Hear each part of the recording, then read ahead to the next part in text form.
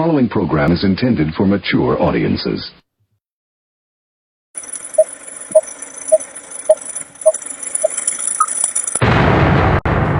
Rudy's Revelation.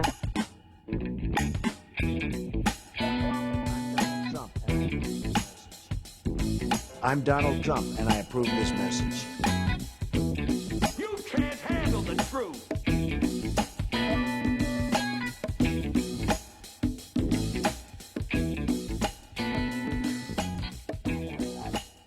Hey everyone, welcome to today's episode. It is the Rudy's Revelation podcast.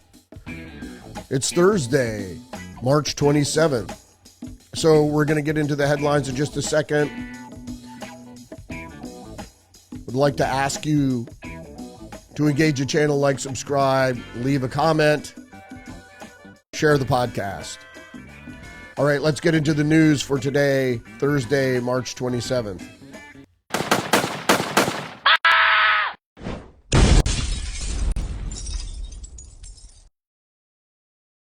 We're going to start out here with the Associated Press. Trump places 25% tariff on imported autos, expecting to raise $100 billion in tax revenue. Story goes on to say this will continue to spur growth. According to Trump, will effectively be charging a 25% tariff. The tariff, which the White House expects to raise $100 billion in revenue annually, could be complicated as even U.S.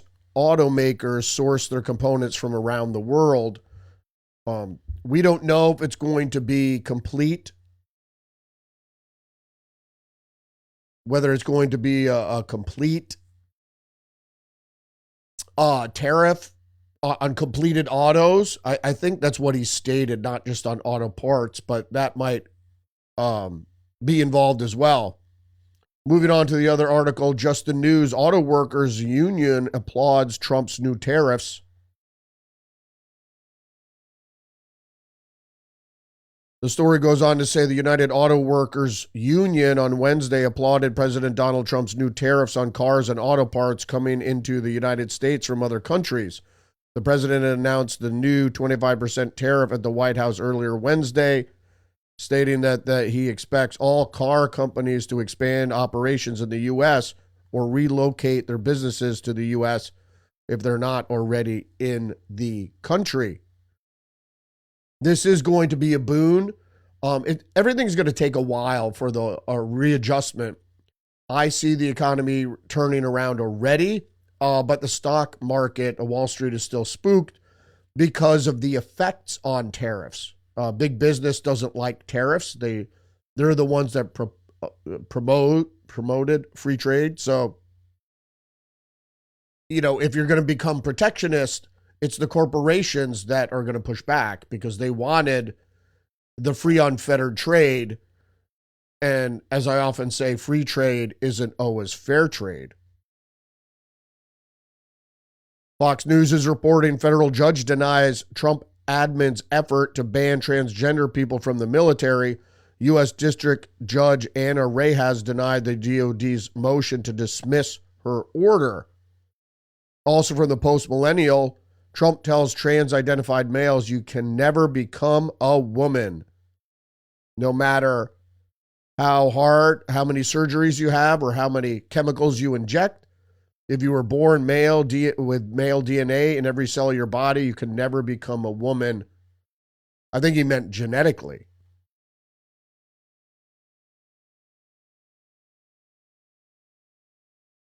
Well, there you go. Moving on with other headlines. Judge rejects Trump DOJ's calls for recusal from case involving law firm linked to the Steele dossier. And the Wall Street Journal reports, I have to go back to this article for just a second. A law firm linked to the Steele dossier. Not only that, if you also knew, is that Boasberg, the problematic federal judge that's giving the Trump administration some issues, apparently he was involved in the FISA court, which allowed the FBI to surveil Donald Trump during his candidacy in 2015 and as president in 2016. And all the applications for the warrants through the Pfizer court were from the Steele dossier. So this judge is not recusing herself in this particular case, and she's also involved in the Steele dossier. As you notice with conspiracy, or as we notice from conspiracy, that it's all interlinked. And so all these judges are interlinked with Democratic NGOs and Democratic firms and Democratic organizations. It's all interlinked.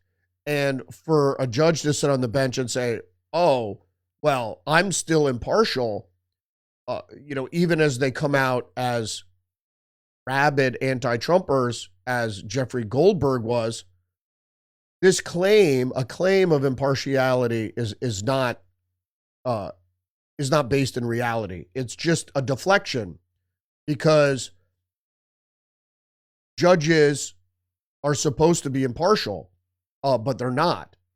And it's, I have a real problem with. It's like when Margaret Brennan on Face the Nation said, well, illegal aliens or non-citizens voting in federal elections is already illegal, but there's no mechanism to stop them from doing it. So just saying something doesn't make it so. That's, again, postmodern subjective thinking. Wall Street Journal is reporting Trump administration loses bid to restart deportation flights. Decision came as Homeland Secretary toured prison in El Salvador where migrants were being held. Migrants, illegal immigrants to the U.S. They're not migrants in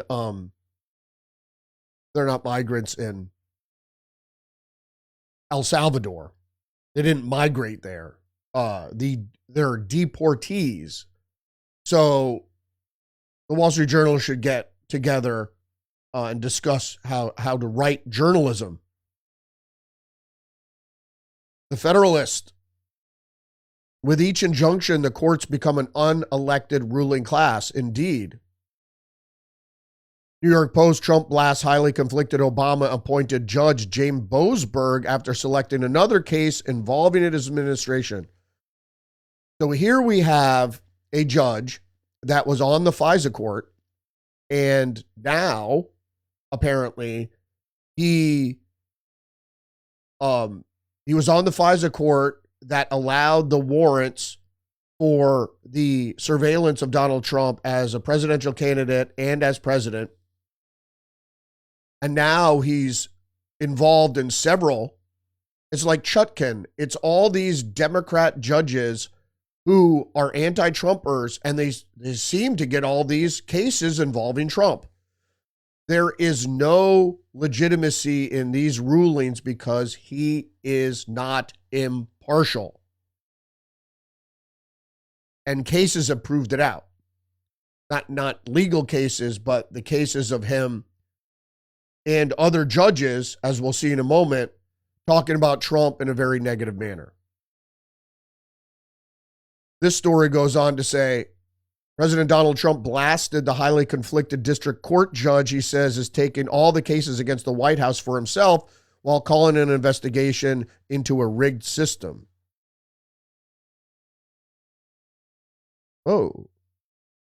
Trump argued that the Obama-appointed D.C. District Court Judge James Boasberg, who blocked Venezuelan deportation flights, isn't following regulations set by the judicial branch, as several senior Trump officials were sued for the signal message leak. So now he's going to be on this signal message leak, which is going to be another issue for the Trump administration that was pretty much concocted. As we talked about yesterday, if you have a moment, you should check out last night's Tuesdays with Perry, the Wednesday edition, Tuesdays with Perry, where we discussed the signal. And also during yesterday's morning show, I discussed the signal message leaks being a conspiracy because no one's really sure how he got onto the Signal chat. Was it an honest mistake by Mike Waltz, who apparently invited him, or a staff with Mike Waltz invited him? And we're going to get to some of that later in the broadcast. So how disgraceful is this judge, he goes on to say, Judge Boasberg, that has been giving a fourth Trump case, something which is statistically impossible, the 47th president wrote on Truth Social. All right, moving on with some more headlines. Now, this is going to be, I think, important to understand. Because what we are finding is a judicial coup, as El Salvador President Bukele claimed it was. It's a judicial coup against the elected government of the United States. Now here, One American News is reporting Brazil's former President Bolsonaro to face trial for alleged coup plot, court rules. Former Brazilian President Jair Bolsonaro, a populist conservative, will be forced to stand trial on charges related to an alleged plot to overturn the 2022 presidential election result, the South American country's Supreme Court has determined. Doesn't this mirror exactly what happened to Trump? Of course. Bolsonaro was also shot, also almost assassinated before his first term.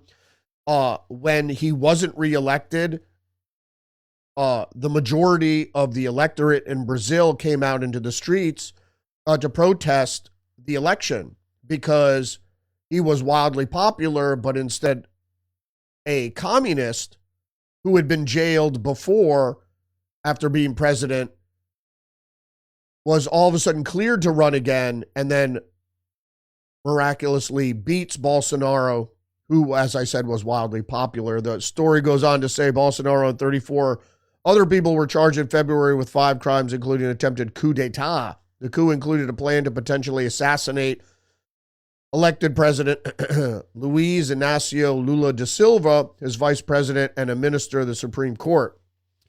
Bolsonaro has denied the claims. Of course, this is not real. It's not real at all. All right, so let's move on. Just the News is reporting Trump's election integrity order expected to impact Illinois on matters such as late ballots.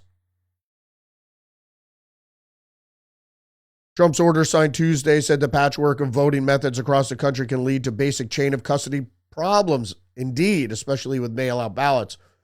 The order was also critical of mass voting by mail. Indeed, I am critical of that as well. Further, while countries like Denmark and Sweden sensibly limit mail-in voting to those available to vote in person and do not count late arriving vote, regardless of date of postmark, said the president. All right, stay with me now. Let's keep moving with the headlines. Fox News, swing state senators come together in rare show of bipartisanship. Dems aren't happy about it. Indeed, it seems to be Fetterman is getting the ire of Democrats. Pennsylvania Democrat slams Senator John Fetterman for cheering on Dave McCormick's book signing. So what happened here? So in Pennsylvania, Senator Dave McCormick, the recently elected Republican, and John Fetterman will host their first joint public event in Pittsburgh this Saturday, but not everybody is pleased with the Democratic senator's bipartisan show of support for his Republican colleague's new book. An activist group, Mondays Without McCormick Pittsburgh, is planning a protest with the Indivisible Pittsburgh this Saturday, urging both Pennsylvania senators to listen to their concerned constituents and host a town hall. Oh, I wonder how that town hall will work out. Do you think it'll be bombarded with plants from the Democratic Party? I imagine so. Meanwhile, Fetterman's 2022 Democratic primary contender, former Representative Connor Lamb, piled on the accusations against the Democratic senator in an interview with Philadelphia Inquirer, questioning where Fetterman has been during President Donald Trump's second term. Fetterman is in the only good position as far as Democrats go. Even Gavin Newsom has acknowledged it's time to lead toward the center. I don't think that that's going to work. As Perry and I discussed last night, is there going to be a split in the Democratic Party? Can moderate Democrats rid themselves of the millstone of progressivism? I doubt it.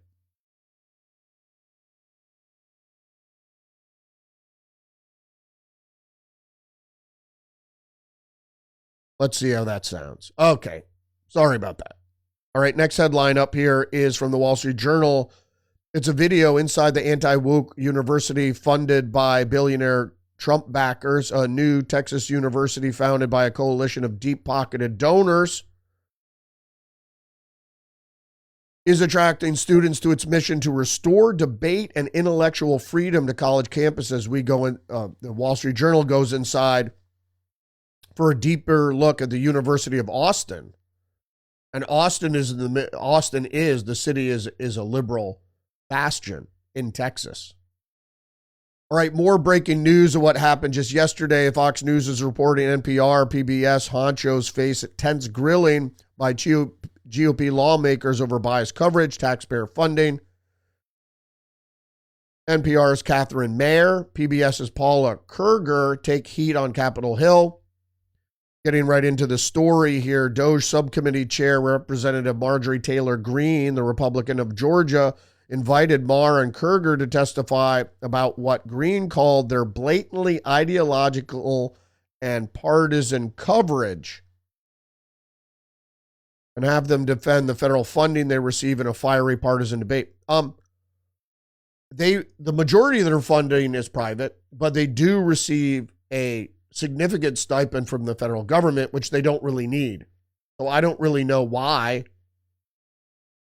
they would need to have any federal funding at all, especially if it's so blatantly partisan. We're taking taxpayer dollars and we're funding basically domestic propaganda. The National Review chimes in. NPR CEO admits outlet was mistaken in refusing to cover Hunter Biden laptop story. The head of National Public Radio now admits that the taxpayer-funded media outlet was wrong to refuse to cover the Hunter Biden laptop story when it broke just weeks before the 2020 presidential election. Indeed, it was election interference. NPR CEO Catherine Mayer testified Wednesday at a hearing held by the House Subcommittee on Delivering on Government Efficiency, meant to address the left-wing bias displayed by publicly funded news outlets NPR and PBS. NPR acknowledges that we were mistaken in failing to cover the Hunter Biden laptop story more aggressively and sooner, Mayer said in a response to the question from Representative Michael Cloud, a Republican of Texas. Moving on, Just the News is reporting Trump administration threatens to pull New York MTA funding over subway crimes. State pushes back, of course. And getting into the story, the Trump administration is threatening to withhold federal funding to New York City's cash-strapped Metropolitan Transportation Authority unless the city cracks down on crime. But state officials are pushing back on the criticism and asking for more money. Transportation Secretary Sean Duffy wrote to Governor Kathy Hochul last week requesting data on assaults against transit workers, fare evasion, and subway-related criminal activity, including subway surfing. Duffy warned that he could take action, including withholding federal funding. Got more news from the Wall Street Journal. Taxpayers spent billions covering the same Medicaid patient twice. When recipients signed up in two states at once, insurers often got paid by both. It's definitely wasteful. And what we've obviously seen here is that this is what DOJ is uncovering. It's fraud. If a recipient signed up in two states at once, insurers often got paid by both. So is this the insurer? Is this the patient? Is it both?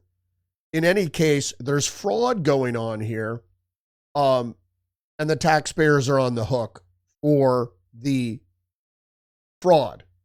More news from Fox News. Top MS-13 leader arrested in Virginia. Authorities made the arrest just south of Washington, D.C.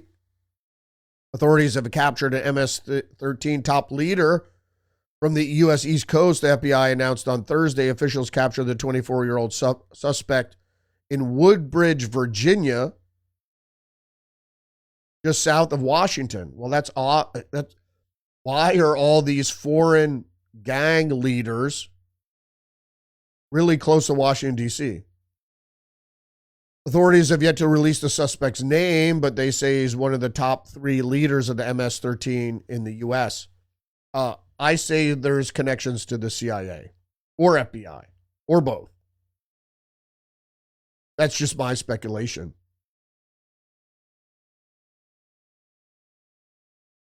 All right, moving on. Just the news.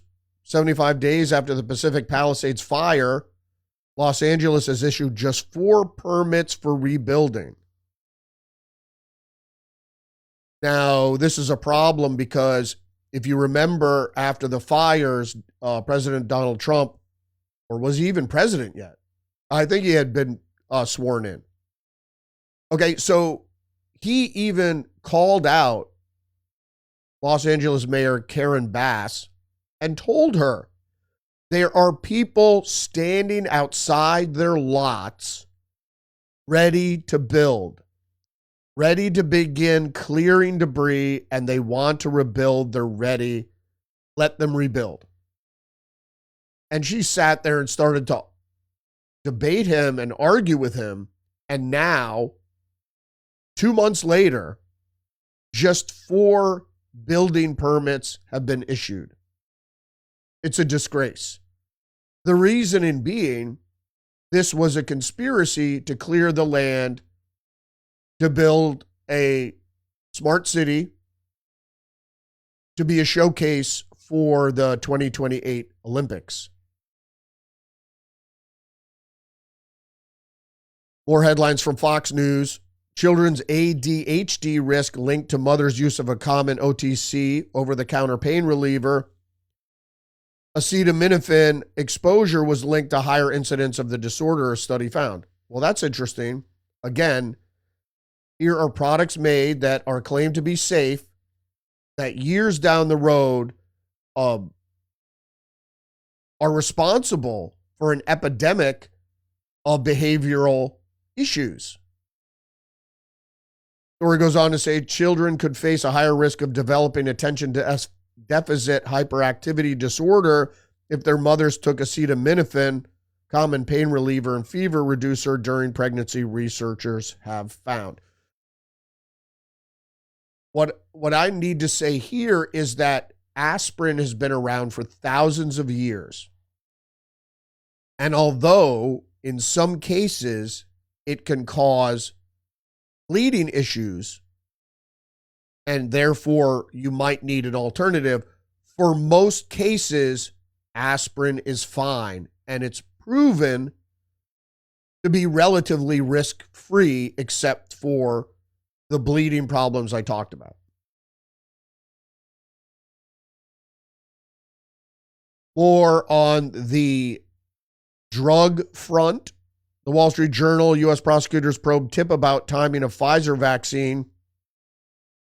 Claim came to the U.S. Attorney's Office in Manhattan via Pfizer rival GlaxoSmithKline. Now, they're trying to, the Wall Street Journal is trying to paint this as, oh, this is a rival putting forth this claim. But what the claim was that the COVID vaccine, well, most of us already know that the COVID vaccine was developed way before COVID. But I'm not going to put that out there. That's just speculative on my part. But that's what I believe. But now we have proof.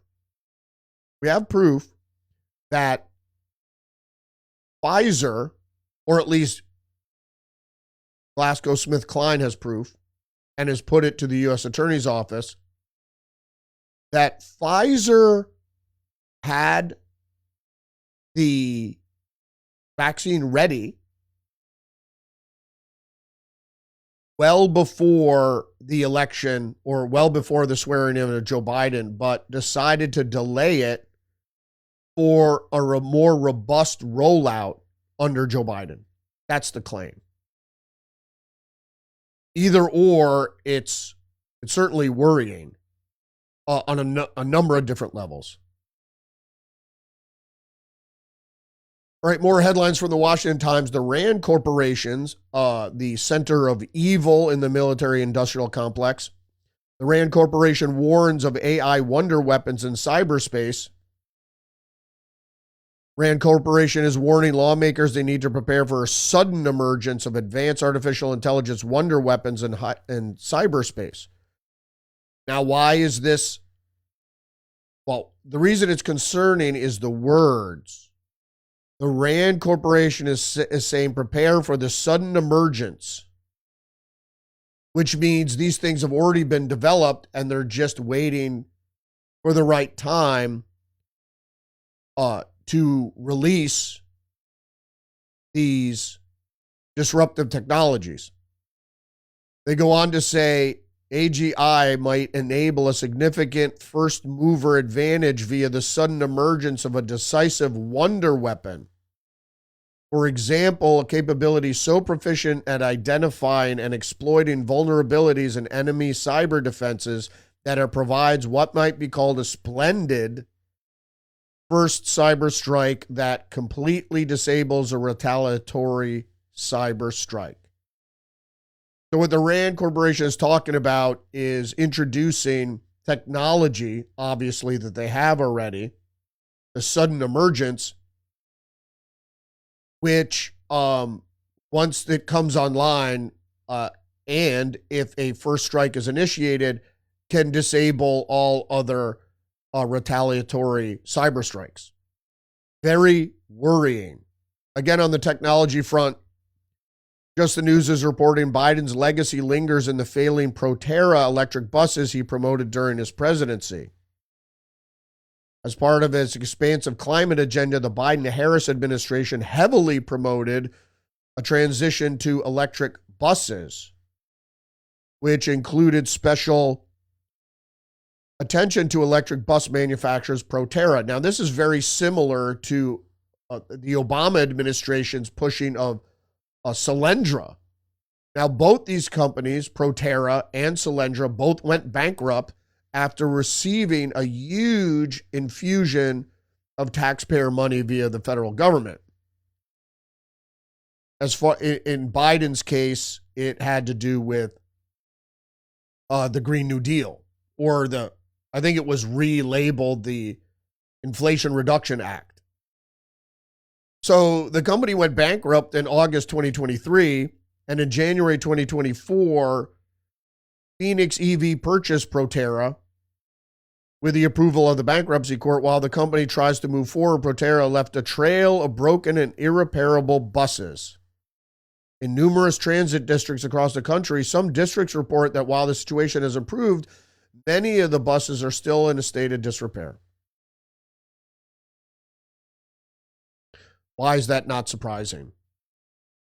It's an ill-planned push to transition,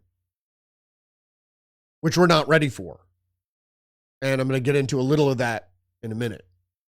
All right, UK Metro, more technology news. First permanent facial recognition cameras go up in London despite dystopian warning.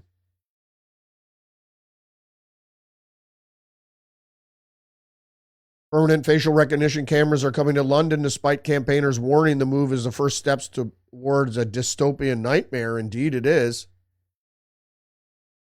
Croydon, the town of Croydon, is set to see the city's, or I guess it's an area of London, and the rest of the democratic world's first permanent live facial recognition technology placed to scan faces and match them to criminal databases. Now, of course, it's UK Metro, so they don't know much about journalism.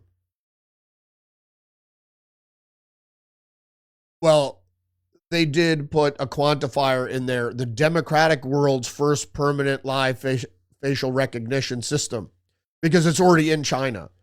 And so the West is just modeling their systems after China. So you say you're part of the democratic world, all right, whatever, but putting up technology that authoritarian regimes put up, there's no need to explain it any further. It is a violation of individual rights. All right, let's get on to the big story. I guess it was yesterday or 2 days ago. I'm going to start with this article from Unilad. I'm not familiar with them, but they're reporting on something that other publications reported on, so there's no need to question them. Bill Gates believes only these 3 jobs will survive AI taking over workspaces. And okay, Gerard Kayanga, and I, for one, will welcome our new AI overlords. Well, I don't agree with Gerard Kayanga because I won't. But he goes on to say that Bill Gates had a rather bleak prediction for the future because he's running it. He's running AI. So what are these 3 jobs? Coders. While AI can generate code at this point, it's far from perfect. Energy experts. Energy sector being too complex for AI to realistically handle it at this stage. Biologists, when it comes to biologists, while AI can be used as a tool. In the medical industry, the technology lacks this necessary creativity for scientific discovery. So they say. And then we're going to move on to this story. This is NBC Bay Area. Bill Gates, within 10 years, artificial intelligence will replace many doctors and teachers. Humans won't be needed for most things. Wow. That's kind of worrisome. Wouldn't you say?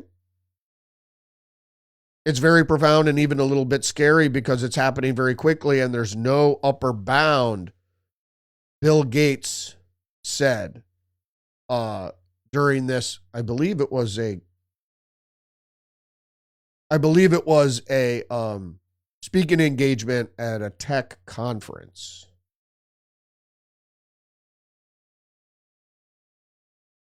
It also goes on to say, these tools will only temporarily augment human intelligence. And this is coming out of the book, The Coming Wave, which was published in 2023.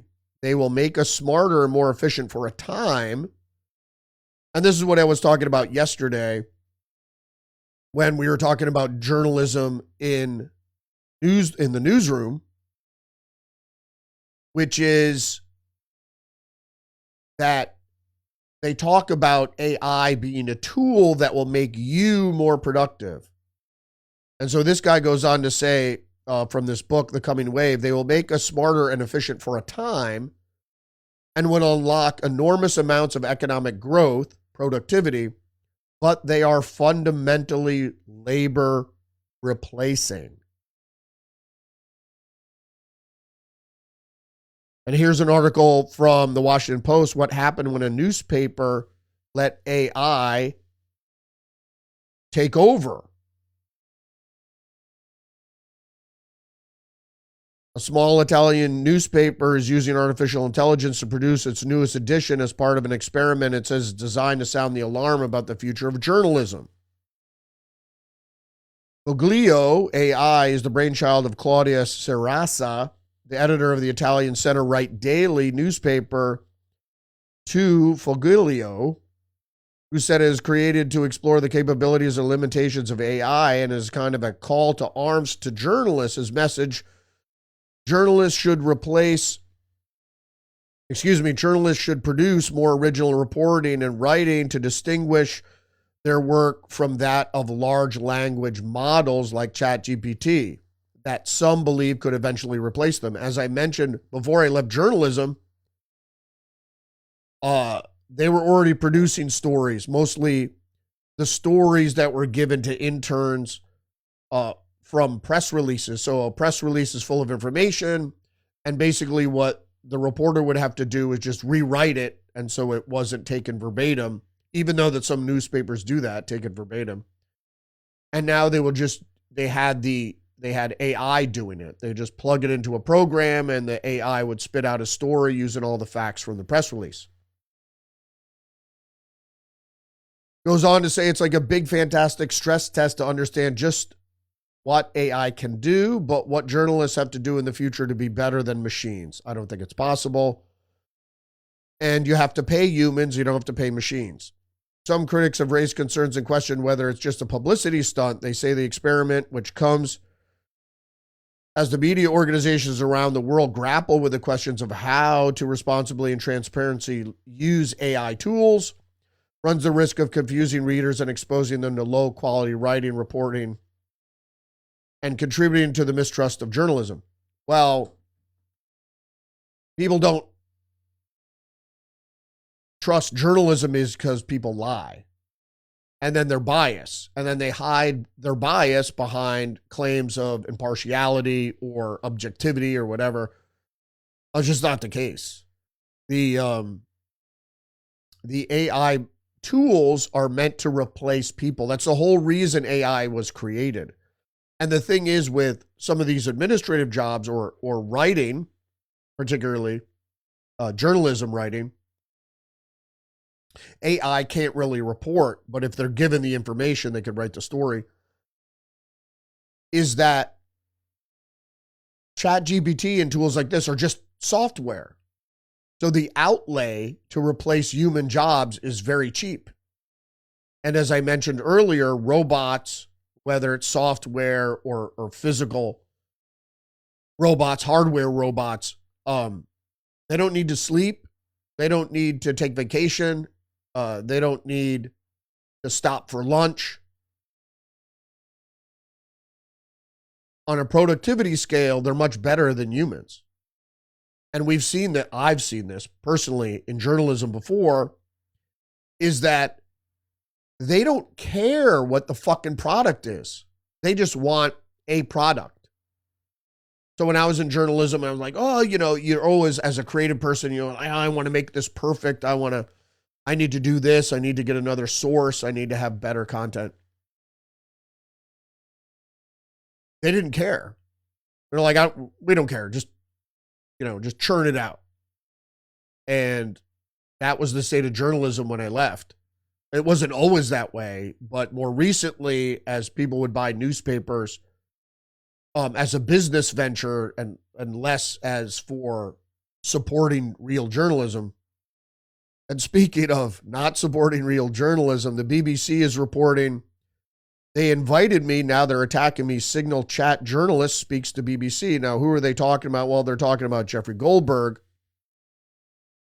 And the BBC goes on to say, before he became a political lightning rod, which was when Jeff Goldberg has always been a political lightning rod because he's been a partisan anti-Trumper way back to 2014. And so he was involved in some of the most heinous reporting about Donald Trump. So then he goes on to say that they didn't seem to know I was there. Of course they didn't know you were there because you weren't invited. And what a responsible journalist would have done if he thought he was receiving accidentally classified information, as they claim it was, he would immediately disengaged. Or he certainly wouldn't go to the lengths of reporting it, announcing to the world he had it, and then reporting it. Goes on to say, an account under Waltz's name had messaged him, which he assumed was a hoax. I wish there was a Le Carre quality here, he said, referring to the late British spy novelist. But he asked me to talk, and I said yes. And we don't know if Mike Waltz has even confirmed this. And the next thing you know, I'm in this very strange chat group with the national security leadership of the United States. Now, all right, we need to unpack this. Because Waltz said he's never met Goldberg, but Goldberg says they've actually met several times, though he declined to go into detail about the relationship. So they have a relationship. So why does the National Security Advisor of the United States have a close working relationship with the editor of the most, not only the editor of the worst left-wing magazine out there, but someone who has in the past made it his mission to destroy Donald Trump and to undermine his administration, but whether it's the first administration or now. So there lies the question, why would an intelligence advisor, Mike Waltz, or anybody in Mike Waltz's staff, and I think it was one of his staffers, why does he have this relationship and they haven't, and Mike Waltz hasn't disclosed it? There's some real questions there. Intelligence questions, espionage questions, because this is espionage. If you get information that hasn't willingly been disclosed to you by government officials and you go ahead and publish it, you're undermining the United States government. Why would you do that? To score political points, obviously. Here's some world news. Reuters, stay with me now. Syria's sectarian violence reached capital terrorizing Alawites, resident says. This is just regarding what happened at the beginning of March, where the Al-Qaeda guys, ISIS, whatever, the rebels in Syria that have been aided by the West and by Turkey to take over Syria since the Arab Spring of 2014. And now they finally did it. So nobody's surprised to see that they went on a killing spree, particularly against the minority tribe of Alawites, which they are Muslim, but they're not Wahhabist Muslim. And so no, this isn't surprised to anybody, because if you remember what happened after the Arab Spring, is the Islamicists who took over went crazy and started killing everybody, including homosexuals. All right, in some other strange intelligence connected news, New York Post is reporting the family of ex-U.S. Attorney Jessica Aber offers hint about her high-profile prosecutor's death, cause of death.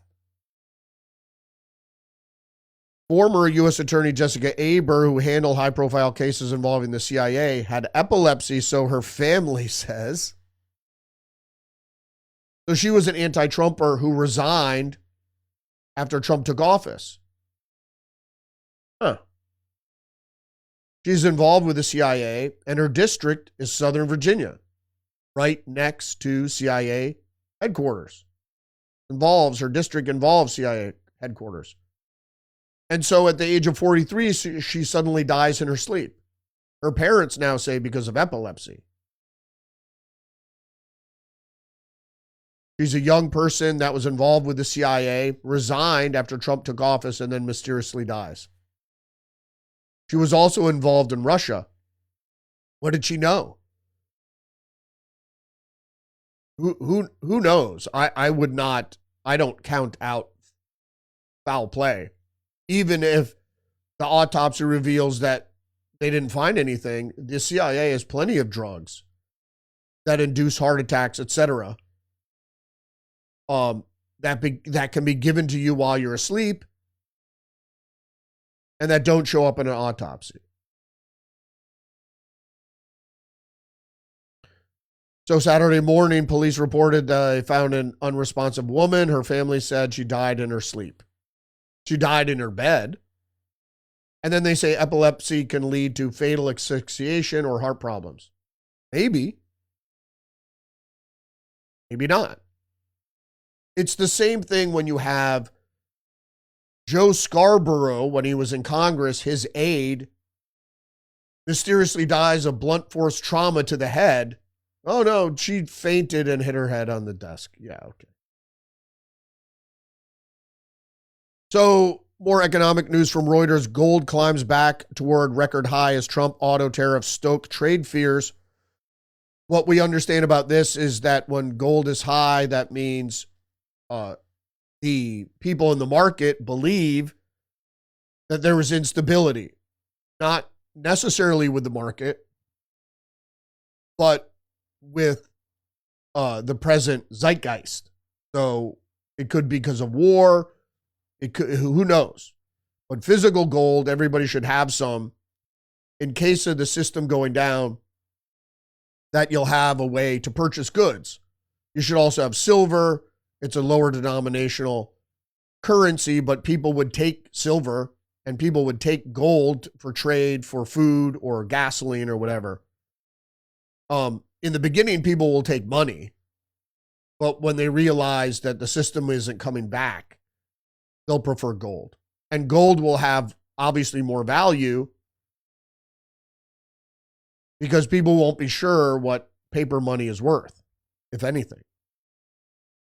Wall Street Journal, economic growth now depends on electricity, not oil. Again, the Wall Street Journal is lying here. How is most electricity is generated from oil? Surging demand for electricity represents a new investment need and regulatory challenges. So they're moving back to fission, nuclear fission, which is the worst. My personal opinion is that we should stay the course with fossil fuels until fusion, nuclear fusion technology is realized, and that creates an abundance of energy without the waste of fissile material. All right, it's about 50 minutes. Thanks for joining me today. Don't forget to engage the channel, like, subscribe. Give me a thumbs up, share the podcast, leave a comment. I'm here live on Rumble every day, Monday through Friday at 10 a.m. for the most news. Usually go through about 30 headlines, 30 stories. So join me every weekday for an hour, and I'll give you the lowdown on what news is important to see into the future and to have that revelatory experience. Remember, you're under attack psychologically and biologically, so stay hip to the trick.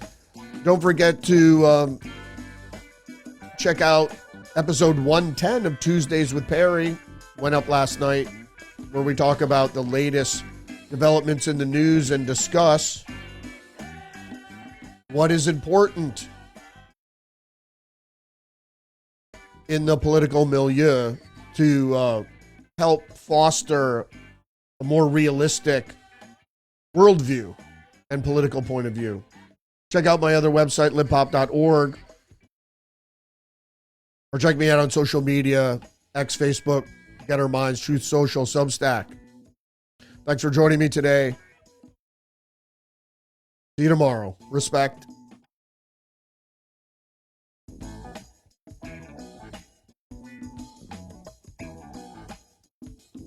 You can't handle the truth. This is a conspiracy. The New World Order.